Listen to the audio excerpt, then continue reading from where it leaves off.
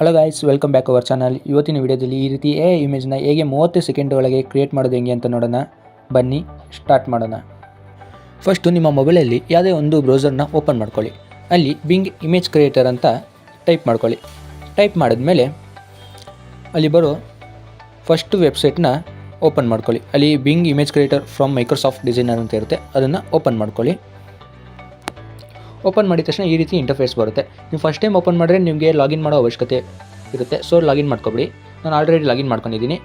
ನೀವು ಅಲ್ಲಿ ನೋಡಿದಾಗ ಟೈಪಿಂಗ್ ಮಾಡೋ ಆಪ್ಷನ್ ಇದೆ. ಸೊ ಅಲ್ಲಿ ಹೋಗ್ಬಿಟ್ಟು ನಿಮಗೆ ಯಾವ ರೀತಿ ಇಮೇಜ್ ಬೇಕೋ ಆ ರೀತಿಯಿಂದ ಟೈಪ್ ಮಾಡಿಬಿಟ್ಟು ಇಮೇಜ್ನ ಕ್ರಿಯೇಟ್ ಮಾಡ್ಕೋಬೋದು. ನಾನು ಆಲ್ರೆಡಿ ಟೈಪ್ ಮಾಡಿ ಇಟ್ಕೊಂಡಿದ್ದೀನಿ ನೋಡಿ.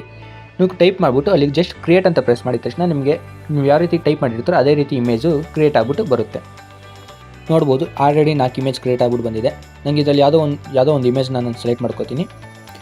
ಇಮೇಜ್ ಸೆಲೆಕ್ಟ್ ಮಾಡಿದ ತಕ್ಷಣ ಅಲ್ಲಿ 3 ಡಾಟ್ಸ್ ಇರುತ್ತೆ, ಅದ್ರ ಮೇಲೆ ಪ್ರೆಸ್ ಮಾಡಿಬಿಟ್ಟು ಡೌನ್ಲೋಡ್ ಅಂತ ಆಪ್ಷನ್ ಮೇಲೆ ಕ್ಲಿಕ್ ಮಾಡಿದ್ರೆ ನಿಮ್ಮ ಆ ಇಮೇಜು ಡೌನ್ಲೋಡ್ ಆಗುತ್ತೆ. ಈಗ ಈ ಇಮೇಜಲ್ಲಿ ನಿಮ್ಮ ಫೇಸ್ನ ಹೇಗೆ ಅಟ್ಯಾಚ್ ಮಾಡೋದಂತ ನೋಡೋಣ. ನೀವು ಮತ್ತೆ ಸರ್ಚಿಗೆ ಹೋಗ್ಬಿಟ್ಟು ಫೇಸ್ ಸ್ವೈಪ್ AI ಅಂತ ಟೈಪ್ ಮಾಡಿಬಿಟ್ಟು ಸರ್ಚ್ ಕೊಡಿ. ಅಲ್ಲಿ ನಿಮಗೆ ರಿಮಾರ್ಕರ್ AI ಅಂತ ಒಂದು ವೆಬ್ಸೈಟ್ ಕಾಣಿಸುತ್ತೆ. ಸೊ ಆ ವೆಬ್ಸೈಟ್ನ ಓಪನ್ ಮಾಡ್ಕೊಳ್ಳಿ. ಓಪನ್ ಮಾಡಿದ್ಮೇಲೆ ಈ ರೀತಿ ಇಂಟರ್ಫೇಸ್ ಇರುತ್ತೆ. ಅಲ್ಲಿ ಫಸ್ಟ್ರಲ್ಲಿ AI ಇಮೇಜ್ನ ಅಪ್ಲೋಡ್ ಮಾಡಿ. ಸೆಕೆಂಡ್ರಲ್ಲಿ ನಿಮ್ಮ ಇಮೇಜ್ನ ಅಪ್ಲೋಡ್ ಮಾಡಿಬಿಟ್ಟು ಅಲ್ಲಿ ಸ್ವೈಪ್ ಅಂತ ಆಪ್ಷನ್ ಬರುತ್ತೆ, ಅದನ್ನು ಕ್ಲಿಕ್ ಮಾಡ್ಕೊಳ್ಳಿ.